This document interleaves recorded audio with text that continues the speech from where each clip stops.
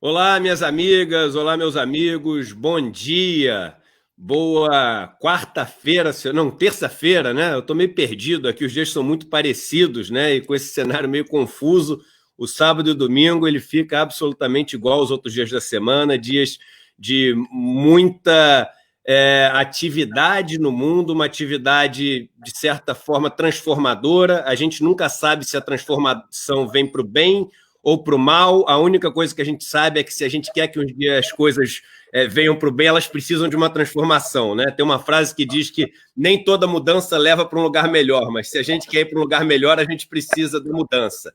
Então, tempos de mudança no mundo e cabe a nós direcionar essa mudança para algo que seja melhor para todos, na direção de um mundo mais justo, na direção de um mundo menos desigual. Hoje a gente tem um convidado especialíssimo. Todos vocês hoje vão ser brindados com uma peça que foi feita para o nosso movimento Somos 70% e feita por vocês também. Esse é um movimento de comunidade, é um movimento de grupo, e é o grupo que tem feito esse movimento. A gente vai falar muito sobre isso hoje, muito sobre as notícias que têm acontecido no mundo, tanto em relação à Covid, tanto em relação ao movimento que começou com o assassinato brutal do George Floyd. Assassinato, sim, porque ontem foi provado por peritos contratados pela família que foi um assassinato pelo policial. Ele morreu naquele momento de asfixia. É uma das coisas que a gente vai falar hoje.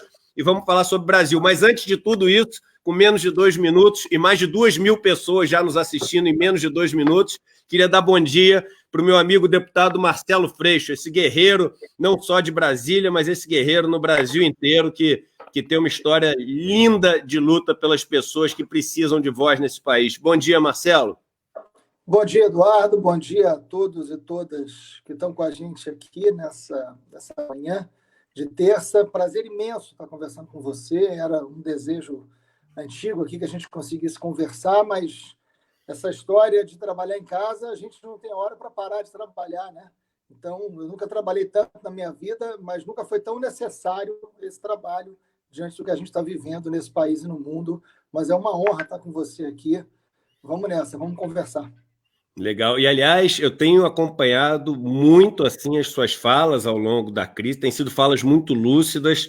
Você tem sido um agente do embate de ideias importantíssimo. Ontem, por exemplo, eu estava vendo o seu debate lá com o deputado do PSL, e tão importante falar as coisas com a clareza que você fala, né? E você uma hora cita, e pode até parecer irônico, mas que seja irônico, mas tem tanta verdade quando você fala o seguinte: mas calma, isso é um argumento que com um aluno de quinta série ele não pega, com um aluno de segunda série ele não pega. A gente tem que ter um mínimo, a gente tem que ter um mínimo de fundamento naquilo que a gente debate. Senão, é quase que um desrespeito a quem está assistindo. Eu juro que eu acredito nisso. A gente tem que respeitar quem está nos assistindo e achar que só vale a pena nos assistir se a gente tiver um mínimo de nível para entregar para quem está nos assistindo alguma coisa. Senão é o seguinte: olha, nem me assiste, que eu não estou preparado para você me assistir. Você não merece me assistir, né? Acho que as pessoas deveriam ter isso na cabeça. Então, eu tenho acompanhado com muita alegria, assim, as suas participações. Eu queria pedir para todo mundo que está nos assistindo hoje, já são quase 3.000 pessoas aqui ao vivo nos assistindo. A gente tem 3.200 pessoas, com menos de 4 minutos aqui nos assistindo. Eu queria pedir que todo mundo... Hoje é um dia muito importante para chamar o pessoal para a live, porque no final a gente vai fazer um movimento que faz parte do Somos 70%, de divulgar um vídeo maravilhoso que ficou pronto por voluntários desse nosso grupo. Eu vou citar quem foram os voluntários. E esse vídeo vai ser mais uma peça desse movimento que é dos 70%. Não é do Eduardo, não é do fulano, não é do Freixo, não é do Hulk, não é do FHC, não é do Lula, nem é do Ciro.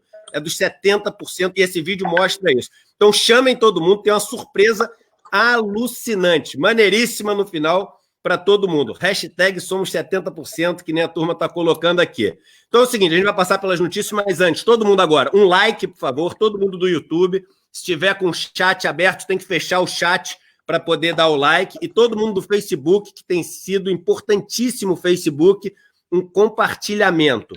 Galera do Facebook, um compartilhamento. Galera do YouTube, um like. Freixo, a gente não tem propaganda, a gente não tem monetização dos vídeos, a gente não tem banner, a gente não tem nada aqui.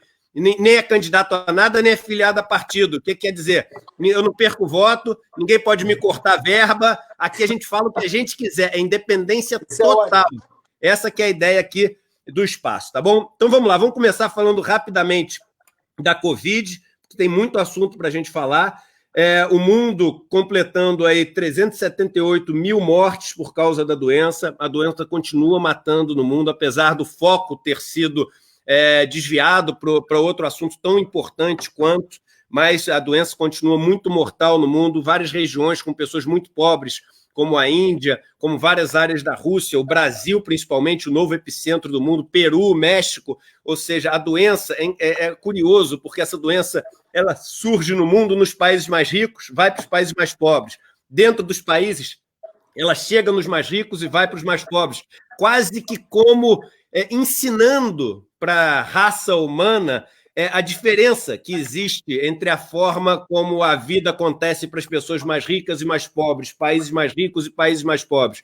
Uma trágica lição do mundo que a gente vive, uma triste lição da realidade que a gente vive. O primeiro assunto que eu queria passar, que é super importante, é o seguinte: Wuhan, que é o lugar onde a doença surgiu, terminou ontem de testar 9,9 milhões de pessoas em mais ou menos 15 dias. A ideia era testar em 10 dias e eles testaram em 15 dias. E aí terminaram de testar e sabe quantos contaminados eles acharam? Nenhum, zero.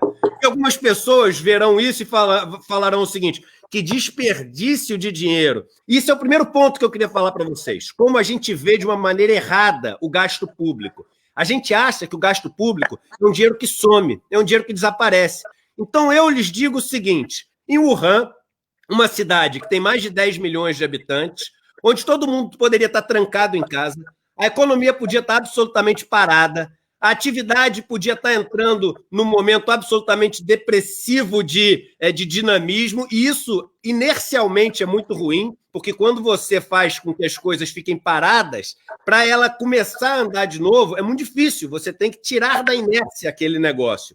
Mas o Wuhan não. Ele testou 10 milhões de pessoas. Para testar 10 milhões de pessoas, você precisa de logística, você precisa de policial, você precisa de enfermeiros, precisa de médicos, precisa de laboratórios funcionando, gente limpando as ruas, precisa de comida ser produzida para quem vai estar na rua, precisa de caminhão entregando as coisas. Então, durante esses 15 dias, a atividade ficou absolutamente dinâmica em Wuhan e 10 milhões de pessoas foram testadas e a doença continua contida. Então, deputado, isso é uma aula de como você pode mudar e canalizar a sua atividade econômica num período de crise para fazer com que as coisas continuem acontecendo com inteligência enquanto você atravessa essa crise, não é?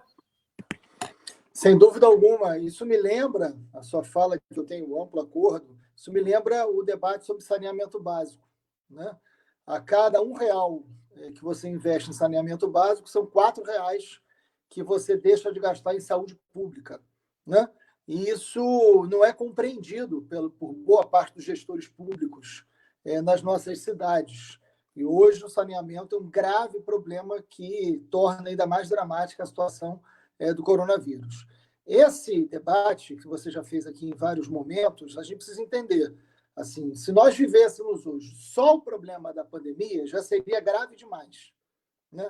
O Brasil está passando a Itália em número de mortos, e já é o segundo país em número disparado, né, em número de contaminados. Essa situação vai se tornar ainda mais trágica, principalmente diante das notícias que hoje também chegam de abertura de lugares como, por exemplo, a cidade do Rio de Janeiro, o estado de São Paulo.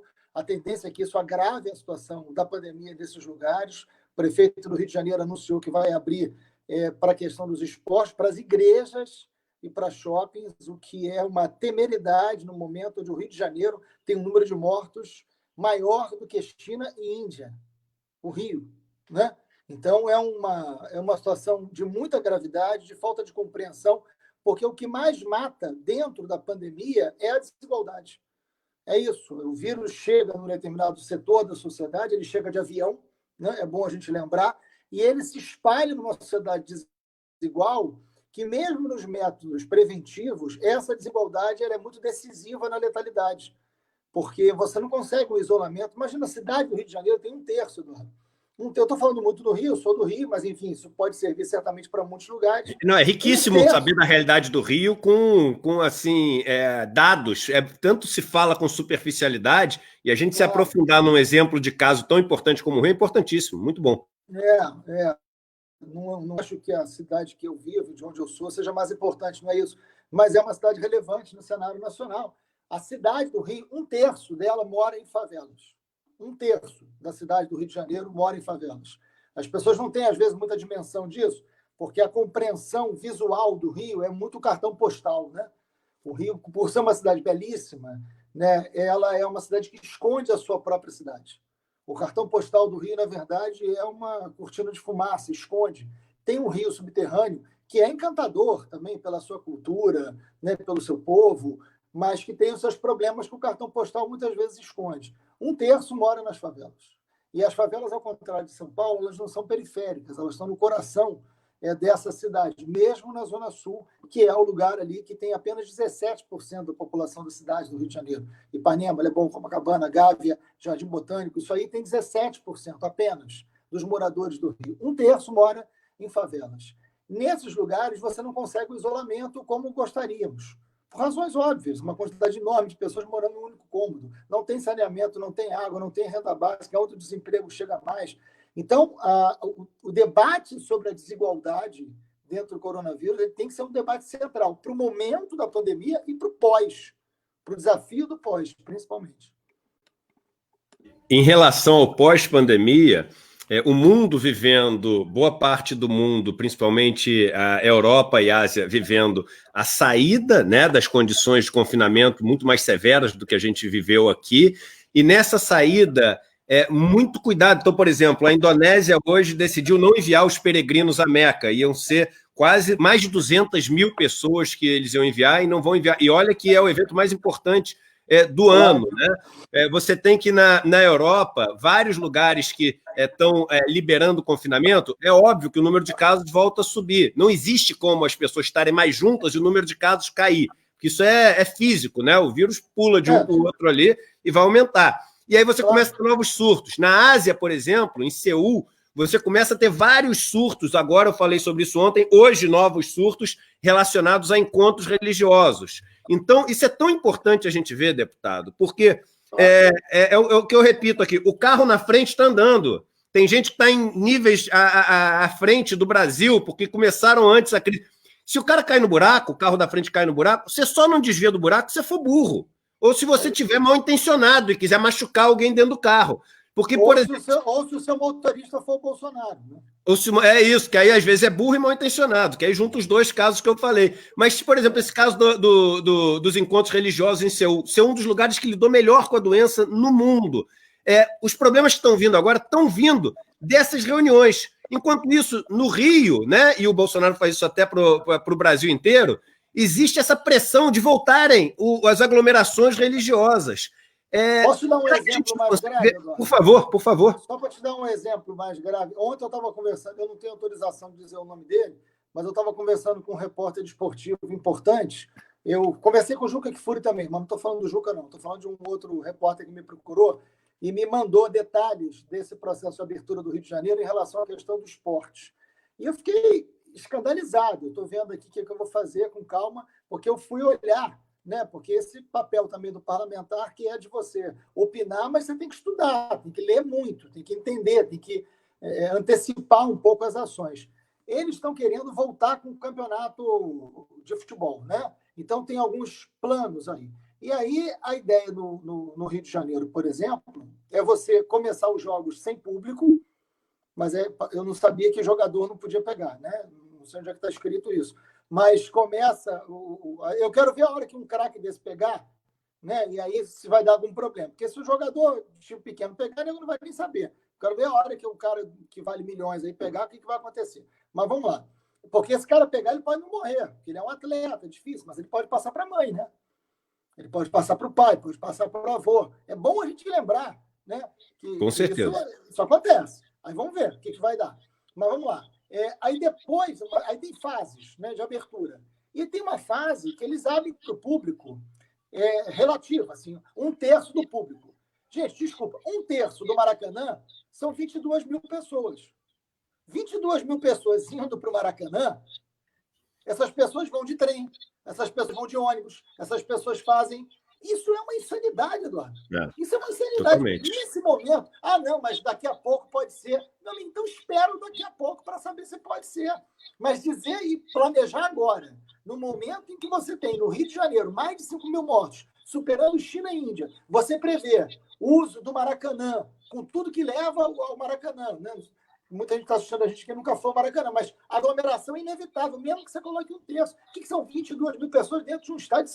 Isso é um negócio assim, inacreditável. O cara está pensando num momento desse agora, onde você não tem um hospital de campanha aberto, onde você não tem leito, onde você não tem respirador, e a gente está debatendo se o campeonato vai voltar com o uso do Maracanã. Então, assim, é uma inversão de papéis, de valores, de prioridade, que realmente é muito difícil, viu? Money talks, é o que o americano fala, o dinheiro fala, né, cara? É impressionante como as decisões que são tomadas, quando a gente faz lá cálculo 1, cálculo 2 em engenharia, você tem um sistema de equações, você escolhe uma das variáveis para maximizar, quando você tem um número maior de equações do que você tem de variáveis do que tem de equações.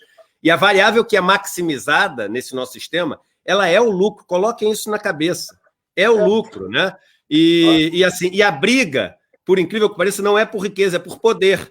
Porque quando você tem mais poder, você tem mais chance de maximizar o seu lucro. Então você luta por poder, mesmo que, para isso, você tenha que abrir mão de um pedaço da riqueza. Ou seja, poderíamos ter um país muito mais rico e, eventualmente, até os mais ricos iam acabar sendo mais ricos. Mas eles preferem não ser para manter esse balanço de poder, onde a maior parte da população vive absolutamente dependente e numa relação covarde de dependência, né? E sendo chantageado o tempo inteiro. E o que é chantageado, a moeda de troca da chantagem é a vida dessas pessoas, literalmente. Aqui não é papo para dramatizar, é literalmente. Ou o cara aceita as condições ou ele vai morrer, né? Então, e falar em aglomeração, agora uma aglomeração do bem, já temos 6.700 pessoas nos assistindo, com 17 minutos de live. E, pô, incrível hoje. Chamem a turma para assistir hoje, que no final tem surpresa aqui. Bem, vamos lá. No Reino Unido, você tem que o governo ele adiou a divulgação, e ele está dizendo que não adiou, mas as entidades estão dizendo que ele adiou, e começou uma briga enorme, as pesquisas que mostram a diferença do impacto do vírus nos negros e nas minorias étnicas do Reino Unido. E todo mundo está falando o seguinte, pô, tu não pode adiar, você está adiando agora porque você está com medo dos protestos, mas a gente tem o direito de saber. É quase que como o seguinte, olha só, eu não vou mostrar, senão você vai protestar. Aí você está falando o seguinte, mas calma aí, então você tá chancelando o meu protesto. Você está mostrando que eu tenho motivo de protestar. Porque se você está falando que se você não mostrar, eu vou protestar, então você está chancelando. E aí o governo, não estou adiando, não, é porque a gente não chegou no número. E aí a gente já entra com esse assunto, né? Tinha só mais um assunto de Europa que é interessante as pessoas saberem. Espanha, ela ontem anunciou os pedidos de auxílio-desemprego e em março tinha sido de 302 mil pessoas pedindo auxílio-desemprego, em abril 282, em maio 26 mil. Olha o que acontece quando você, mesmo no meio do caos, quando você confina, quando você controla a situação. Uma situação controlada, ela tem fim. E aí tem uma frase que diz o seguinte, é melhor o fim do horror do que o horror sem fim, gente. É melhor um final horroroso do que um horror sem fim.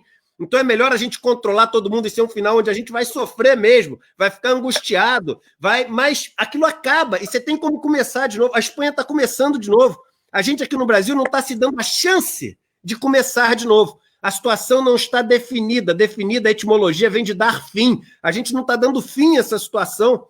A gente parece que quer ver o caos acontecer. Quando eu digo a gente, como país, claro, nós aqui não queremos isso. Mas aí já fazendo o link da notícia de Londres com os Estados Unidos entra no 7º dia de protestos.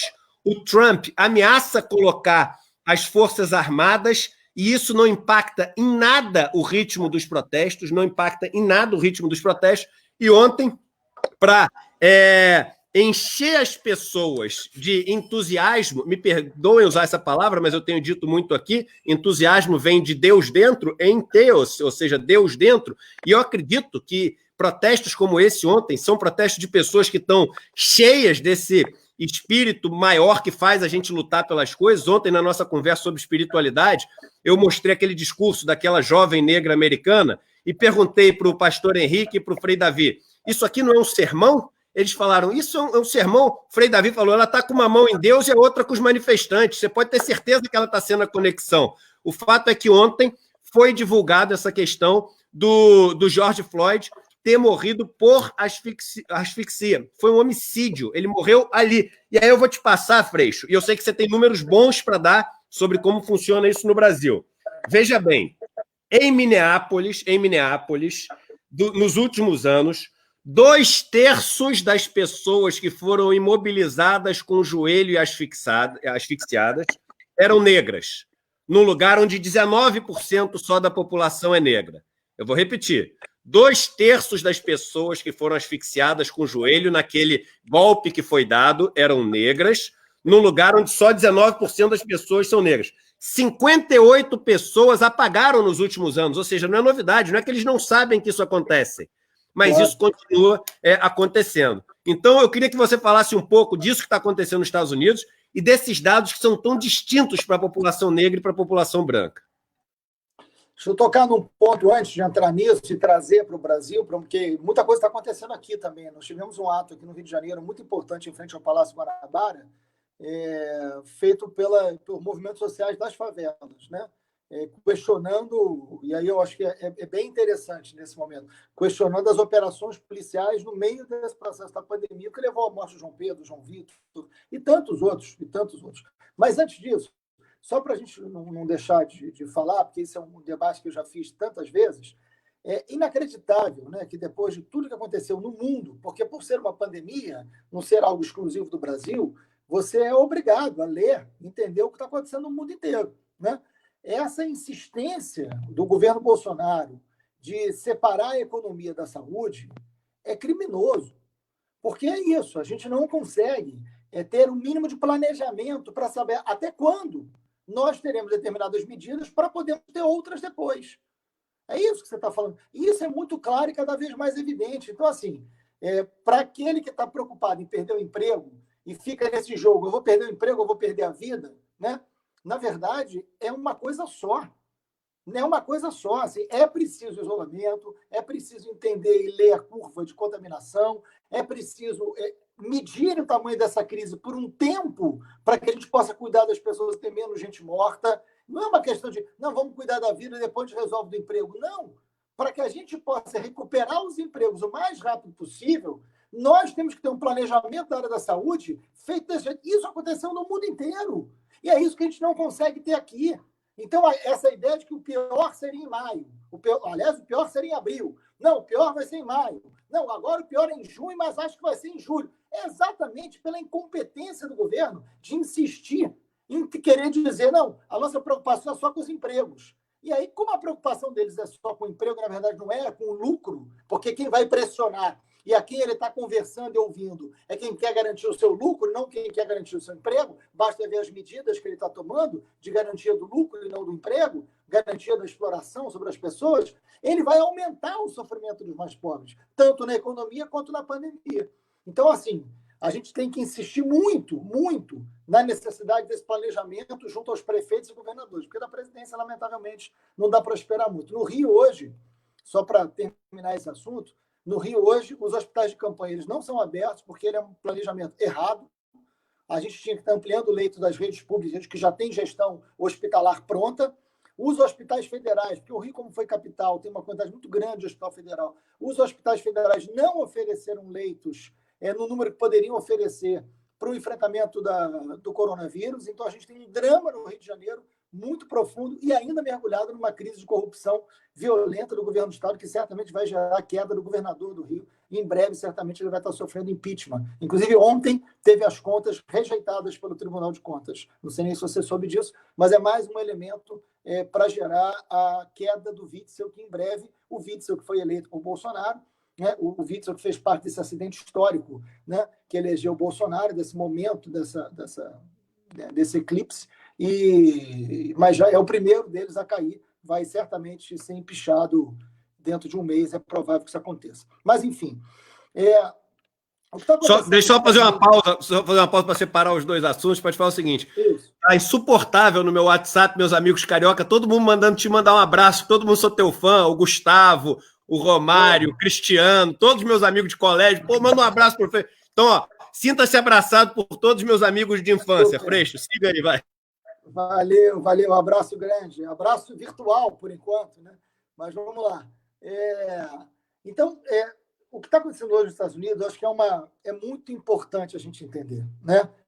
Aliás, eu estou recebendo muitas imagens, né? Enfim, isso está brotando na internet, além de amigos, está brotando na internet. É impressionante como lembra o filme Coringa, né? Tem uma postagem do Robert De Niro, inclusive, do próprio Robert De Niro, que ele diz uma imagem de Nova York, onde ele fala, não é o Coringa. E era uma imagem real, né? Isso diz muito sobre a sociedade que a gente está vivendo, sobre o acúmulo da desigualdade, sobre a explosão.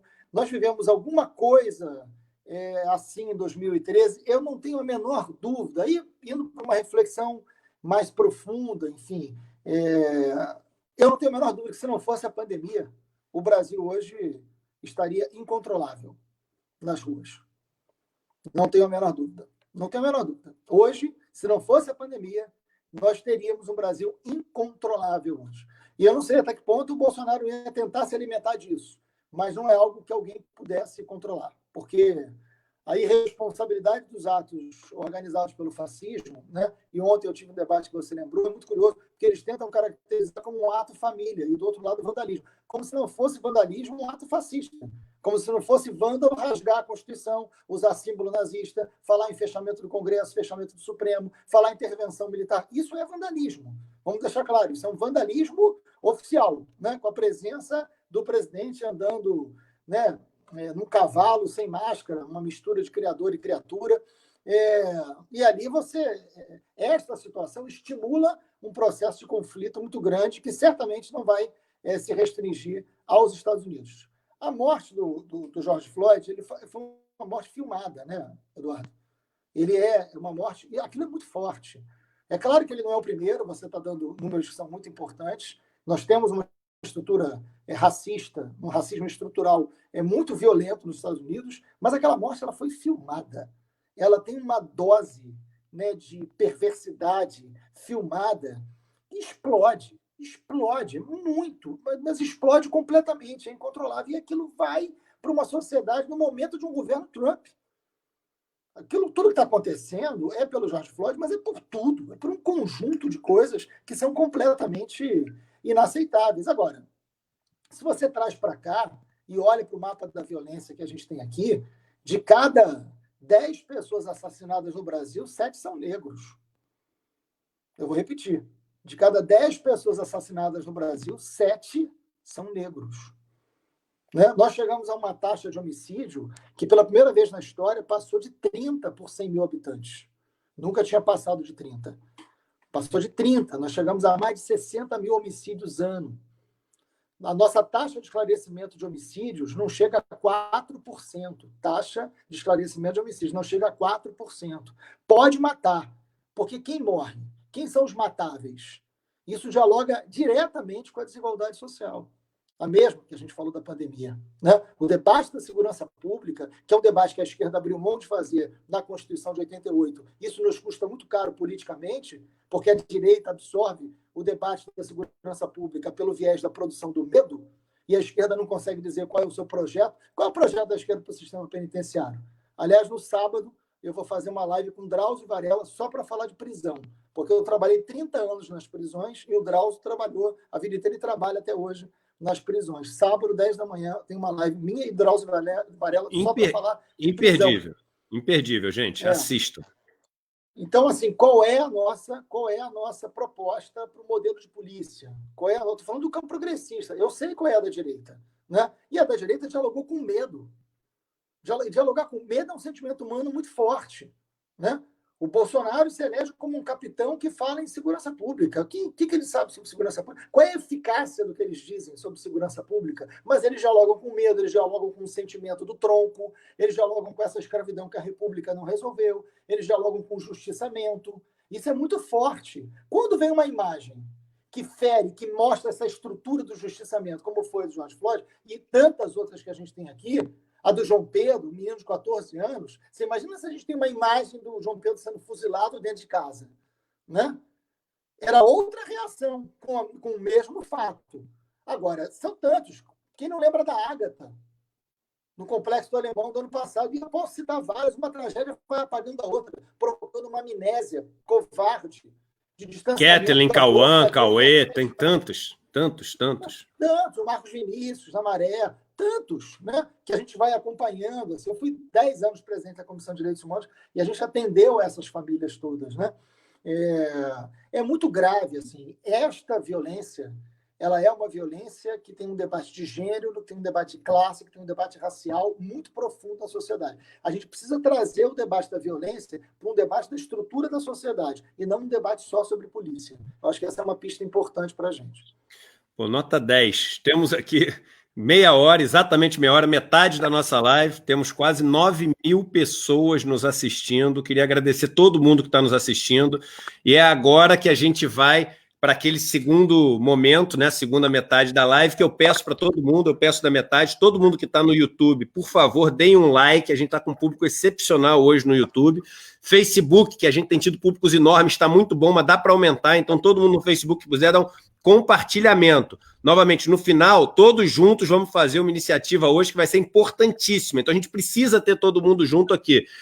Cada um de nós aqui não vale nada sozinho, nem tem que valer sozinho como movimento, porque senão o movimento se torna frágil. Senão eles podem eliminar, amedrontar, ameaçar, fazer o que quiser com um de nós e acabou o movimento. O movimento, a causa tem que ser maior do que qualquer pessoa. O dia que a causa for maior que as pessoas nesse país, a gente vai mudar o país. A gente tem um país onde as pessoas querem ser protagonistas, a vaidade é maior do que a causa. E não, vamos mostrar que a causa é maior do que a vaidade. Vamos trazer gente aqui para a gente ter um grupo grande aqui. Só terminando dos Estados Unidos, né? Você tem que mais de 40 cidades estão com um toque de recolher, um dos mais rigorosos que os Estados Unidos já impôs ao longo das últimas décadas, mas ele não está sendo suficiente para fazer com que as pessoas fiquem em casa. Você continua com muitas prisões, muitos protestos estourando. Na frente da Casa Branca, você teve uma manifestação grande, absolutamente pacífica, e a imprensa que está falando que foi absolutamente pacífica, e a polícia chegou dispersando com gás lacrimogênio e está causando assim, uma revolta muito grande nos Estados Unidos, porque o que está sendo questionado é o direito de protestar pacificamente em vários lugares por um caso que é absolutamente absurdo. E aí, Freixo, eu falei isso sobre a questão desse somos 70%, eu acho, e eu tenho esse lado, e assim, e com todo o acolhimento, e essa que é a ideia dos 70%, a gente vai falar sobre isso hoje, da forma de pensar de cada um. A ideia dos 70%, o pessoal, mas você quer o impeachment, você quer não sei o quê? Não, eu quero que a gente saiba que a gente é maioria e que as pessoas voltem a ter voz, que as pessoas não tenham mais medo de expor sua opinião, porque quem tem que ter medo de falar os absurdos é o 30%. Nós que somos 70%, podemos defender o Lula, o Ciro, podemos defender o Freixo, podemos defender o impeachment, podemos defender novas eleições, podemos defender a cassação da chapa, cada um vai ter sua pauta. Eu acho errado imaginar que o Brasil só vai ter solução a hora que o Ciro der um abraço no Lula. Não é isso, porque vocês estão levando para as pessoas e estão esquecendo as causas. E estão esquecendo também que os 70% não é o Ciro, não é o Lula, não é o Freixo, não é o Eduardo, isso é o 1%, isso é o 0,1%. Os 70% são as pessoas que movem essa causa, que se incomodam com tudo, são os 70%. E aí, por que eu estou falando isso relacionado ao negócio dos Estados Unidos? Eu acho, aí é uma opinião, Eduardo, que Deus às vezes fala com a gente de formas tão claras, de formas tão absurdas. E como para a gente ouvir, a gente precisa de que alguém faça isso, né? Ou seja, somos instrumentos dessa vontade, desse grande espírito maior, né? Então, às vezes acontece esse transbordamento, que nem aquela menina falando, que eu estava dizendo aqui. Mas, para mim, aquela frase, I can't breathe, aquele rapaz, e eu me arrepio inteiro quando eu falo isso, ele foi instrumento de algo que o mundo inteiro precisava ouvir.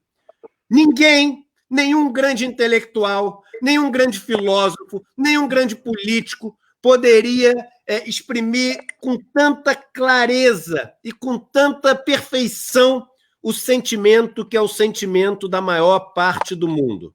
I can't breathe. Eu não consigo respirar. Os países, que são os países pobres, não conseguem respirar. Os Estados Unidos, que é a nação mais rica do mundo, eu falo isso aqui, as pessoas não sabem. A OCDE, que não é um organismo de esquerda, a OCDE mostra que o país com maior taxa de pobreza de todos os países da OCDE é os Estados Unidos. Nos Estados Unidos, as pessoas não podem respirar. I can't breathe. Na Europa, a gente viu que em Londres morrem muito mais negros do que brancos. I can't breathe. No Brasil, morre o João Pedro, morre a Ágata, morre as pessoas que não conseguem falar I can't breathe. Então, como é importante uma frase para as pessoas se identificarem e poderem falar o seguinte, eu quero respirar, me deixa respirar, porque o direito universal é a vida, e vida não existe sem a possibilidade de respirar. E sem respirar e colocar para fora, não sobra espaço para a gente inspirar e se sentir inspirado para fazer as coisas que precisam ser feitas. Então, foi tão forte esse I can't breathe, e a ideia do Somos 70% é ser uma frase que as pessoas falem o seguinte, chega, me deixa falar, me deixa agir, me deixa defender as minhas teses, não me faz ficar com medo, não me faz ficar escondido.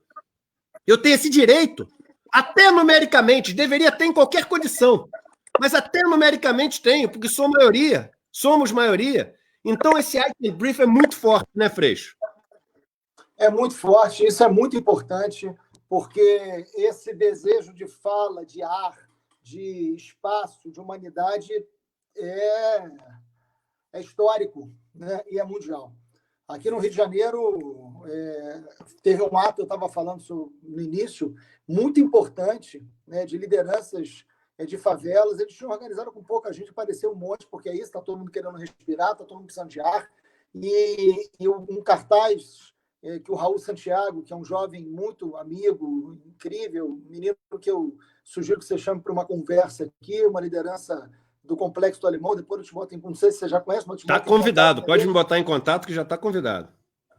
Aí, Raulzinho. Então, o Raul Santiago, ele é uma liderança de comunicação, né? Eles formam núcleos de comunicação, fazem um trabalho extraordinário em relação ao coronavírus dentro do Complexo do Alemão, e ele estava com um cartaz na mão dizendo o seguinte, não queremos escolher entre morrer por coronavírus ou de bala.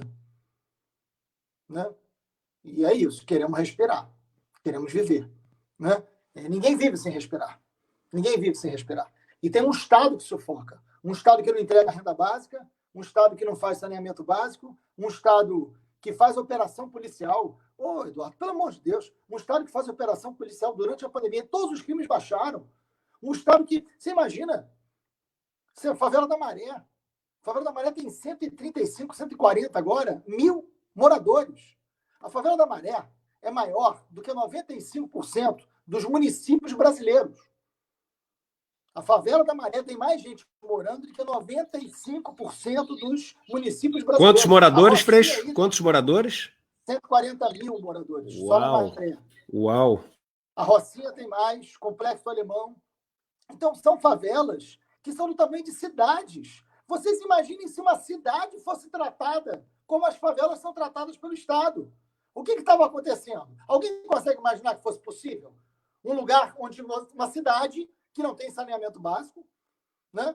Que não tem água em muitas casas, que não tem política de moradia, que tem déficit gravíssimo nos índices escolares, que não tem médico de família, uma cidade inteira. E que a única presença do Estado é com a polícia, com operações policiais que matam crianças. Qual é a cidade que vocês imaginam que pudesse funcionar assim? Tem alguma cidade? Você moraria numa cidade dessa? O que você faz? Né? Como é que é isso? E são as cidades que as favelas se transformaram no Rio de Janeiro. E ali, cara, aí é que a gente tem que dialogar com o setor de classe média. Né? É dali que sai a pessoa que vai lavar a tua roupa, que vai passar tua roupa, que vai varrer tua casa, que vai cozinhar para você, que vai fazer a cidade... Naquela época das Olimpíadas, eu briguei demais aqui no Rio de Janeiro. Briguei demais. Saiu uma matéria comigo que na capa era assim, o estraga a festa. Eu fiquei até meio puto, porque, estraga a festa. Eu falei, não, peraí, eu adoro festa, não é isso, mas essa festa aqui não dá. Essa conta é muito alta da festa e quem vai pagar não é quem está no baile, né? Então não dá. E aí E aí eu lembro que, na época, me falaram, não, mas essas medidas são importantes para controlar a favela, para garantir o sucesso dos grandes eventos, para que a favela não desça. Uma autoridade me disse isso. Aí eu falei, meu senhor, o senhor quer ter um problema no Rio de Janeiro? É o dia que a favela não descer. O dia que a favela não descer, o senhor tem um grande problema no Rio de Janeiro. Porque o dia que a favela não descer, nada funciona no Rio. A cidade para. A cidade não vai parar o dia que a favela descer, porque ela desce todo dia para fazer a cidade funcionar. As favelas são espaços constituídos da cidade. É isso que esta visão de Casa Grande, que ainda funciona no olhar de tanta gente no Brasil, não consegue compreender. Então é preciso, né, cobrar de políticas públicas, construir políticas públicas que mudem essa estrutura, porque a violência, os números, as imagens da violência, elas são desdobramentos do que a gente está dizendo aqui. Né? No Brasil e no mundo. No Brasil e no mundo. E tem um ponto interessante que eu trouxe hoje para falar, que era o seguinte. Eu falei aqui outro dia, Freixo, e eu não sabia, é muita informação, são muitos países, são muitas realidades, a gente estuda, visita, mas cada dia a gente está aprendendo uma coisa nova. E Singapura, ele é utilizado, o país de Singapura, por várias pessoas que defendem a tese neoliberal, dizendo, olha só o sucesso de Singapura, tem até um vídeo antigo, acho que é do Roberto Campos, se não me engano, falando, olha o exemplo de Singapura, o que eles conseguiram fazer, é o 5º maior PIB per capita do mundo. Aí veio a crise do coronavírus. Você sabia que você tem mais ou menos 5 milhões, 6 milhões de habitantes lá em Singapura?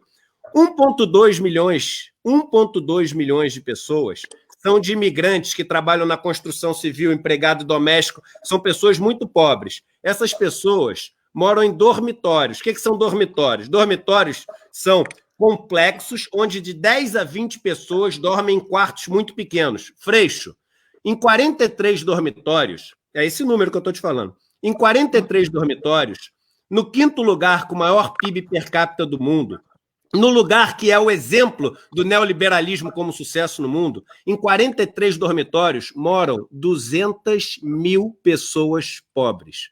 Em 43 moram 200 mil pessoas empoleiradas. Empoleiradas. O que aconteceu? Começou o coronavírus a atacar esses dormitórios, eles fecharam os dormitórios, e aí as pessoas continuaram a tua vida lá, e eles estavam fechados. É a frase do cara da XP.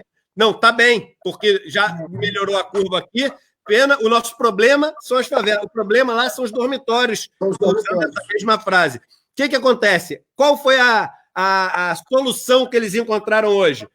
O governo de Singapura prometeu construir dormitórios com instalações mais seguras. Ou seja, a ideia não é não ter mais dormitório. A ideia é pintar o dormitório, entendeu? A ideia é fazer a cama anti-ácaro, sei lá o que eles vão fazer. Veja como é muito importante a gente entender quando que a solução vem para uma mudança estrutural e quando que a solução vem simplesmente para apagar aquele foco de incêndio, mas manter a brasa acesa, manter o inferno que aquece a vida dessas pessoas e torna essa vida insuportável.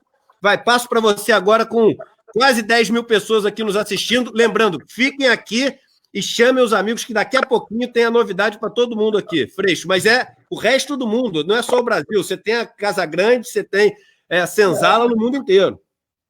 Não, é exatamente isso. Está me lembrando o Crivella. Tem um vídeo maravilhoso que o Crivella está na porta da Rocinha, na entrada da Rocinha, que é uma favela muito conhecida, que é uma favela que tem um número de moradores maior do que o da Maré, e que fica no coração do IPTU mais caro do Brasil, né? A Rocinha tem essa peculiaridade, né? A Rocinha fica entre a Gávea e São Conrado. Então, a maior favela do Brasil fica no IPTU mais caro do Brasil, né? Coisas do Rio de Janeiro, né? Mas o Crivella estava na porta da favela da Rocinha, e aí um menino de comunicação popular, local, né? Ele vai entrevistar o Crivella, não, a favela da Rocinha é muito interessante. Esses fios aqui, isso aqui precisava mudar, a gente precisava tirar esses fios, porque passa muito carro aqui na frente, né? Em São Conrado, né? Passa muito carro aqui na frente, então a gente precisava dar um banho de tinta, tirar esses fios, porque aí fica tudo bem. É o Crivella XP, né? Então, é isso aí. O problema é que a lógica XP da vida, que é você olhar, né, e não entender que você não tem mais a senzala, né, mas continua olhando da Casa Grande, é que isso está no poder público. Isso não está no mercado, numa visão bitolada de um cidadão. Isso está no poder público, que é a ideia de você manter a sociedade. Agora, isso é muito curioso, porque isso, enfim, avançando nesse debate da gente, é o debate não só conservador, mas é o debate da ordem. O debate da ordem ele é uma estrutura muito vinculada a um pensamento conservador, que é de onde vem o Bolsonaro. O Bolsonaro não é conservador, ele é reacionário, ele não quer manter, ele quer retroagir, né? Então, ele não aceita a Constituição de 88, ele quer retroagir ao tempo anterior à Constituição de 88, então ele não é conservador, ele é reacionário, mas ele tem um vínculo muito grande com a lógica das milícias. Aliás, milícias no Rio de Janeiro, Eduardo, que estão exigindo a volta do comércio, exigindo que as pessoas voltem a trabalhar. Por quê? E essa é a liberdade do Paulo Guedes, né? É o que eu sempre digo para as pessoas. Porque eu sou a favor da liberdade. Que liberdade? Eu sempre dou exemplo aqui. Quem tem mais liberdade? Quem mora na Maré ou quem mora em Cuba, que dizem que é a maior ditadura do mundo? Eu dou exemplo de Cuba só para o pessoal ficar bravo comigo e me chamar de comunista mesmo. Mas é verdade, quem mora numa comunidade não tem liberdade nenhuma. E você vai defender o liberalismo porque a maneira dessas pessoas não serem obrigadas a nada? Você acha que elas não são obrigadas porque você nunca foi lá? Ou está submetido ao tráfico, ou está submetido à milícia, ou está submetido ao poder tirânico do Estado que não entra para garantir direito. É disso que a gente está falando. Você pode escolher qual é a tirania. Né? A única liberdade que tem é que essa tirania reveza. Né? Mas não é você que escolhe. Né? É uma tirania que reveza, mas é submetido a uma tirania muito violenta. E nas áreas de milícia, como eles são muito mais organizados, é uma máfia estabelecida, tem agentes do poder público, é a relação entre crime, polícia e política, que no Rio de Janeiro se misturou de uma maneira que a gente não consegue mais separar, né? Crime, polícia e política tem quando eu falo da polícia, eu não estou generalizando, é evidente, eu estou falando da banda podre, que não é pouco importante na história do Rio de Janeiro, mas o crime, polícia e política se misturam de uma maneira no Rio, que é da onde surge Bolsonaro. Esses grupos controladores de território têm uma posição muito semelhante ao do Paulo Guedes e do Bolsonaro. Volta a trabalhar, porque o sistema de extorsão depende dessas pessoas serem exploradas. Mas o discurso é o discurso da ordem. É o discurso de que aqui não tem bagunça, aqui vai todo mundo trabalhar, para manter um poder tirânico armado com um projeto de poder. Então, é só para que a gente entenda o quanto é grave o que está em jogo e quem nos governa hoje no Brasil. Muito legal. E eu queria, antes de entrar aqui no nosso vídeo que a gente tem para mostrar, queria que você falasse um pouco para as pessoas que estão nos acompanhando, como é que estão as movimentações em Brasília. Tem muita gente falando de, impeachment, tem tantos processos, aí tem essa questão do STF, fake news, General Heleno. Dá um panorama, se você puder, eu sei que é difícil, mas uns 5 minutos aí, dá um panorama do que está acontecendo do clima em Brasília, por favor, Freixo. Eu acho que esquentou demais, né? Eu acho que o Bolsonaro, ele é um acidente histórico, mas a gente precisa entender que tem projeto. O Bolsonaro é tosco, é imbecil, é ignorante, ele é tudo isso, mas tem um projeto político, né? E é um projeto político autoritário. As bases do governo Bolsonaro, eu gosto sempre de falar isso para que a gente entenda. Por que eu estou dizendo que o Bolsonaro é fascista? Porque eu não gosto dele e falo isso de qualquer um que eu me oponho? Não, eu não falaria isso de uma direita clássica. O Bolsonaro é uma extrema-direita fascista. Ele tem um vínculo, por exemplo, com os militares, que aí me preocupa muito. Esse é um debate. Muita gente fala, não, mas não vai ter golpe, porque os militares não darão golpe. Isso pode até ser verdade, mas eu também não sei se os militares estão dispostos a evitar um golpe. Os militares não darem um golpe é uma coisa. Os militares evitarem um golpe é outra. Esse é um debate que, num outro momento, a gente pode aqui, eu já estou me reconvidando, e volto para a gente fazer. Né? É claro que o Brasil não é a Bolívia, tem um nível de complexidade que é bem maior, tem um apelo de comunidade internacional que é bem maior do que a Bolívia, mas o vínculo de Bolsonaro com milícias políticas, e se alguém tinha alguma dúvida, aquele desfile Ku Klux Klan do acampamento dos 300 é evidentemente uma milícia política sendo formada. A relação com as milícias originais nos territórios criminosos e a relação que o Bolsonaro está estabelecendo com as polícias militares é algo que merece uma atenção e um debate mais profundo, Eduardo. Ao você quebrar o monopólio da força do Estado, tentando criar uma relação com a polícia militar, que a polícia seja uma polícia vinculada à ideologia do presidente e não a uma hierarquia do Estado como monopólio da força, essa é a maior tirania que o Bolsonaro ameaça. né? Então, nós tivemos um episódio, alguns anos no Espírito Santo, tivemos um episódio na Bahia, tivemos um episódio muito recente no Ceará, né? Então, a lógica da relação ideológica de Bolsonaro com as polícias militares é um grande passo fascista que ele tenta estabelecer no Brasil. E o debate sobre o Exército não é se o Exército dá ou não um golpe, se o Exército está disposto a isso ou não. É se o Exército é capaz de evitar esse golpe. É um debate mais profundo do que a gente está conseguindo fazer até hoje. Dentro de Brasília, isso tudo está sendo visto. Dentro de Brasília, isso tudo está... o Bolsonaro ele precisa criar crise do próprio governo, né? Porque o Bolsonaro ele não quer entregar um governo. Ele é um governo de destruição. Ele é um governo de desconstrução. Né? Ele é um governo com uma lógica que é fascista na sua essência. Então, ele entra para provocar a própria crise e fazer com que a nossa agenda seja uma crise provocada por ele. E a grande, não à toa, pauta é uma pauta contra as instituições. Porque Bolsonaro, apesar dele estar há 30 anos no porão da política, no esgoto da política, vinculado a máfias territoriais e políticas, do que há de pior, convivendo com Paulo Maluf, nunca fazendo uma única denúncia. Bolsonaro, ele se elege como se ele estivesse fora da política, como se ele fosse uma alternativa política. Bolsonaro é um pouco o resultado fracassado de 2013, onde, de alguma maneira, ele aparece como alguém que é antissistêmico, né? E ele tenta colocar todos nós como sistêmico. Todas as instituições são sistêmicas. A política não deixa ele governar. Por isso ele precisa destruir a política. Por isso ele precisa enfrentar as instituições. Por isso ele precisa agredir o STF e falar que tem que fechar o Congresso. Por isso ele apela para a intervenção militar. Tem uma lógica fascista, mas é muito bem construída como um projeto.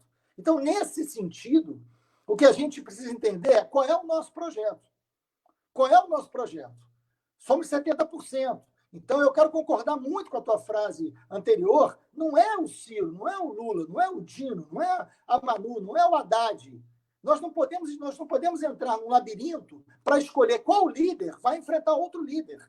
Qual é o nosso projeto? Com cara coletiva, para que a gente possa realmente ter e sermos os 70%. Um projeto que seja um projeto de 70%. Isso. Né? E quem vai ganhar essa luta? Porque se quem ganhar a luta for o Dino, ou o Luciano Huck, e a gente vai ficar sujeito à visão que ele tem de mundo, que não é dos 70%. Quem tem que vencer a luta são os 70%.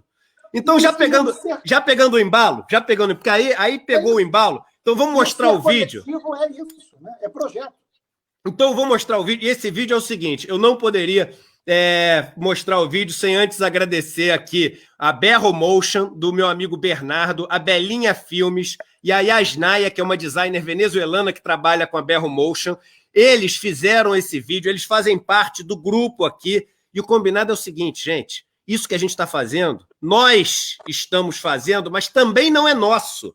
É do Brasil, é do movimento, é da causa. Por que eu estou dizendo isso? Se amanhã derem um tiro na cabeça do Eduardo, vocês continuam com isso, entendeu? Porque é um grupo. Por acaso, isso aqui é um ponto de encontro. Isso aqui é um ponto de encontro, e nesse ponto de encontro, uma causa encontra terreno fértil para se manifestar, ganhar força e poder sofrer uma nova catapultada. Mas é nosso. Então, esse vídeo eu achei tão bonito. A gente recebeu centenas e centenas de vídeos. Vocês podem continuar mandando, tá? Os dados estão lá no meu Instagram, que eu coloquei, falando de todos os lugares do Brasil, o que vocês fazem, qual a idade vocês têm, onde vocês moram, e somos 70%. Porque a gente tem que ver a cara do Brasil retratada nos 70%.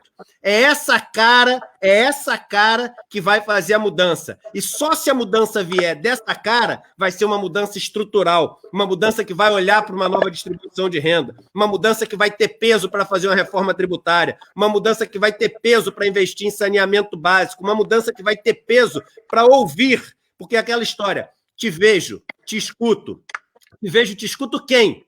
Essas pessoas aqui, não o Eduardo Freixo, etc. Nós fazemos parte, nós estamos a serviço da causa, mas a causa tem que ser maior do que todo mundo. Então eu queria pedir para o Rafa colocar esse vídeo, eu achei o vídeo muito legal, e aí é o seguinte, dá uma pausa, só para dar o seguinte, o vídeo, a gente vai botar o link que vocês vão poder usar para baixar o vídeo, se quiser mandar nos grupos de WhatsApp, e a gente vai botar depois no nosso canal do YouTube o vídeo, se vocês quiserem mandar o link ou postar o link.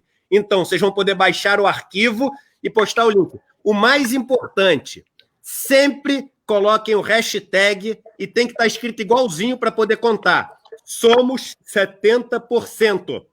O 70% tem que estar escrito. Somos 70%. A gente vai deixar escrito aqui para vocês saberem como tem que ser a hashtag, senão não conta. A gente ficou em terceiro do mundo.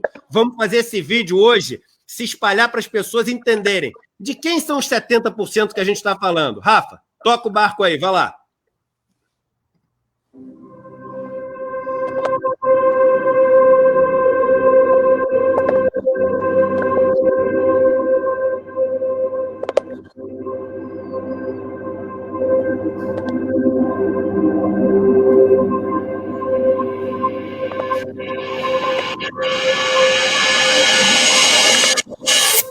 Moro em Manaus. Município de Medicilândia, região do Xingu, estado do Pará. Moro em Valinhos, interior de São Paulo. Sou médica e moro em Brasília. Empresário, aqui em Juiz de Fora, Minas Gerais. Salvador, Bahia. Tudo tem limite. E esse governo já extrapolou todos os limites. Por isso, somos 70%. E somos 70%. Somos 70%. Somos 70%. Somos os 70%. Somos 70%. Chega. Somos 70%. Nós somos 70%. Contra o fascismo, somos mais. Somos 70%. Somos todos 70%. Fora Bolsonaro. Somos 70%. Nós somos a maioria do Brasil. Somos 70%. Venho aqui dizer que nós somos 70% da população brasileira. Somos 70%. Somos todos 70%. Somos 70%. Somos 70%. Somos 70%.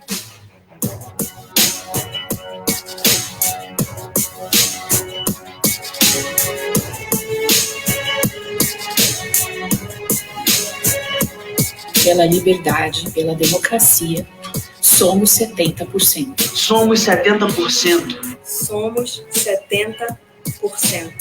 E somos 70%. Nós somos mais de 70%. E precisamos reagir.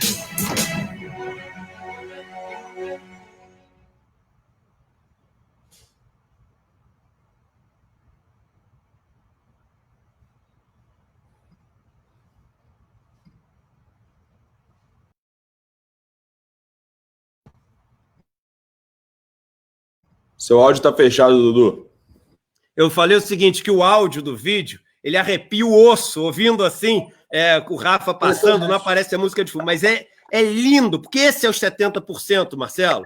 Esse é o Pará, é o Sul, é o negro, branco, é o indígena, é o homem, é a mulher, é todo mundo, entendeu? Esse é os 70%. Então, todo mundo pode baixar o vídeo. Rafa, põe na tela aí o link para baixar o vídeo. É super fácil o link para baixar o vídeo. Quem quiser baixar o vídeo, é só você clicar nesse... Vou botar nas minhas redes hoje, porque essa é a imagem e o espírito da luta, né? Isso. Então é o seguinte, a gente vai deixar um link para vocês poderem... para baixar o vídeo, esse é o hashtag que tem que colocar. Hashtag somos 70%, para contar. O link é edu1.com.br/70. É a coisa mais fácil do mundo. edu1.com.br/70. E a gente vai deixar o vídeo também aqui. Gente, somos agora quase 10 mil pessoas aqui assistindo. A nossa força de comunidade fez com que a gente chegasse ao terceiro lugar do mundo. 30 pessoas começaram uma revolução em Cuba, eu dou exemplo. Novamente, eu falo muito de Cuba, todo mundo vai achar que eu sou comunista, mas é porque é um bom exemplo de como pouca gente consegue fazer uma coisa tão grande. Somos 10 mil pessoas para começar a regar uma semente que é de todo mundo. Então vamos regar essa semente. Se a gente sair daqui regando essa semente, postando esse vídeo, mandando no WhatsApp para os nossos amigos com hashtag somos 70%, e sintam-se autores desse vídeo. É tão bonita a palavra autoridade. Não é daquele que manda, é daquele que cria. A autoridade vem de autor. Sintam-se as verdadeiras autoridades, porque vocês criam, que é a coisa mais bela do mundo. E criamos juntos esse vídeo. Esse vídeo que representa todos nós que estão aqui. Então, todo mundo saindo daqui, enviar o vídeo, postar nas redes sociais. No Twitter é muito importante postar com hashtag somos 70%. Mas, Instagram, Facebook... em tudo. Freixo, eu passo para você. Ficou maneiro o vídeo, né? Pô, mas sensacional. Fiquei emocionado aqui, porque é o que eu estava dizendo. Você tem que ter uma imagem, e a imagem não pode ser... lembrei o Brecht, né? Assim, feliz do povo que precisa de heróis. A gente não precisa de herói nesse momento. A gente precisa de povo. E temos 70% que... E eu espero que daqui a pouco a gente tenha que fazer um vídeo, somos 80%. Né? E outro, daqui a pouco, somos 90%. Vamos reduzir o fascismo aos fanáticos. Eu não acredito que nós tenhamos 30% de fascistas no Brasil. Nós temos 30% daqueles que ainda acham que Bolsonaro pode governar ou que acreditam. Não é verdade que são 30% de fanáticos como ele.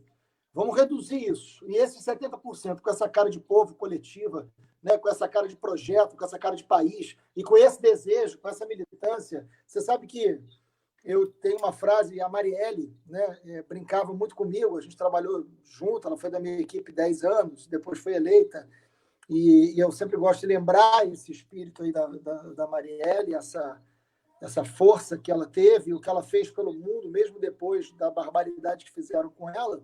A Mari virou um símbolo do mundo também, né?